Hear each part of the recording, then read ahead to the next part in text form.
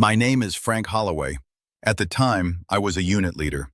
This video should never have been made. Not because the story is extraordinary, but because days like this are supposed to end with a classified report, a signature, and silence. But some operations don't stay on paper. They stay with the people who were there. Early that morning, we received a notification from national intelligence channels. It wasn't a public alert. It was an internal notice sent only to senior security personnel operating in the region.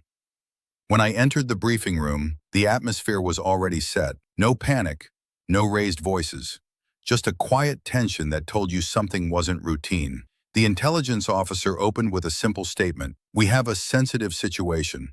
Women and children are being held in a controlled area." Satellite images were displayed: the building, the access points, the surrounding terrain. Then he added something that immediately changed the nature of the operation. "The group inside does not behave like common criminals." I asked him directly, "What makes you say that?" He answered without hesitation, "They are not attempting quick negotiations. They are not trying to escape. They are reinforcing their position." That detail matters. On the ground, a group that fortifies does not plan to leave. It plans to hold. Another analyst stepped in and presented movement patterns from the previous days: regular shifts, observation points, controlled access routes. I asked, "How long have they been established there?" He checked his notes and said, "At least 2 weeks, possibly longer." At that moment, it became clear to me, this was not an improvised hostage situation. It was a prepared environment. I requested a direct assessment: who they were, what they wanted, and most importantly, what they expected from us. The answer was direct. They understand our rules of engagement. They know we avoid civilian casualties. They are counting on that. I turned to my team and said, "All right, we slow this down. No movement without clear authorization." The preparation phase began immediately. Observation teams only. No contact, no pressure. This is the part most people never see. No action, no noise, just watching, documenting, cross-checking. Every movement was logged, every pause noted. By mid-morning, contact was established. An intermediary approached, unarmed, calm, almost too calm. He delivered their conditions. One sentence: "One of you enters alone. No weapon. We want someone who makes decisions." When that message reached me, I didn't respond right away. I asked a question instead. "Did they mention release terms?" The answer came back: "Yes, but no timeline, no guarantees." I turned to my deputy and said, "If they're asking for a leader, it's not to negotiate. It's to control the situation." He asked me quietly, "You're thinking of going in yourself?" I answered, "Yes, because if I don't, we lose the tempo. And once we lose tempo, we lose the hostages." Before moving forward, I reminded the unit of one rule: no individual initiative, no emotional reactions, no unnecessary gestures. In hostage situations, the greatest threat is not always the armed group. It's impatience. As I approached the building, I was fully aware of what I was doing, not because I had a perfect plan, but because I knew exactly what I must not do. If I showed fear, they would exploit it. If I showed aggression, they would justify escalation. Neutrality was my only option. That is how I entered.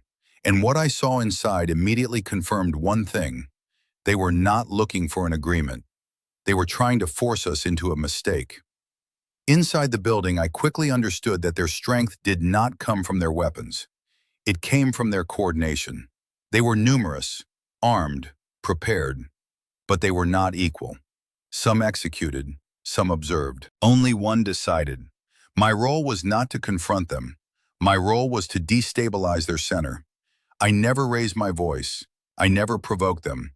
I spoke only to the leader, not as an enemy, as an operational decision maker.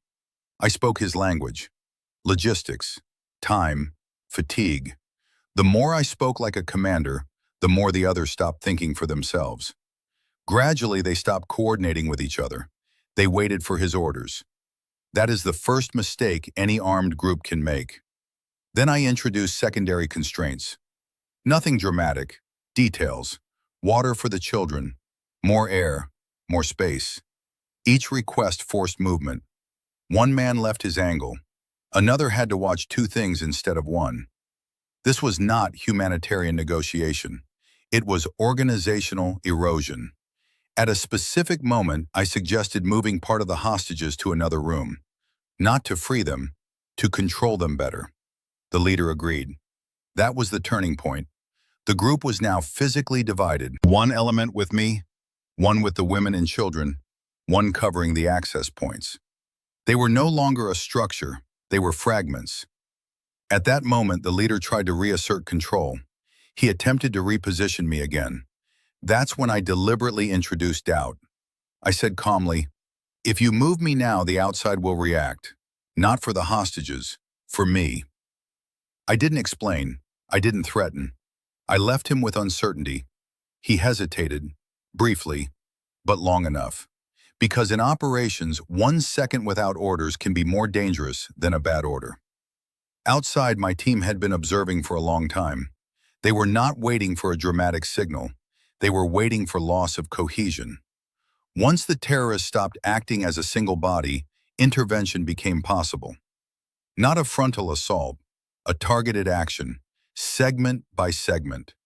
Isolated elements were neutralized quickly, quietly, without panic.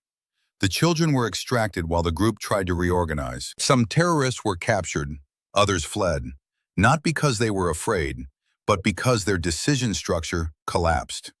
When I exited the building, the burning in my eyes intensified. Dust, debris, prolonged tension. My vision was deteriorating fast. I kept talking, giving instructions, but I was seeing less and less. That day, I did not lose my sight completely, but I never fully recovered it. And yet, that is not what stayed with me the most. What stayed was the silence afterward. Children safe, women sitting on the ground, unable to speak, my men standing still. No celebration, no sense of victory. Because in this line of work, when things go well, it only means the worst was avoided. The military lesson from that day is simple and rarely taught. Terrorist groups don't fall because they lack weapons. They fall when they lose cohesion. This wasn't a victory of force. It was a victory of time, psychological pressure, and control of decision-making. But the human lesson is heavier. Even when you make the right choices, even when lives are saved, you always leave something behind. That day I left the Army later, not physically, mentally, because some operations never really end. This is not a heroic story. This is a testimony. This is a soldier's account.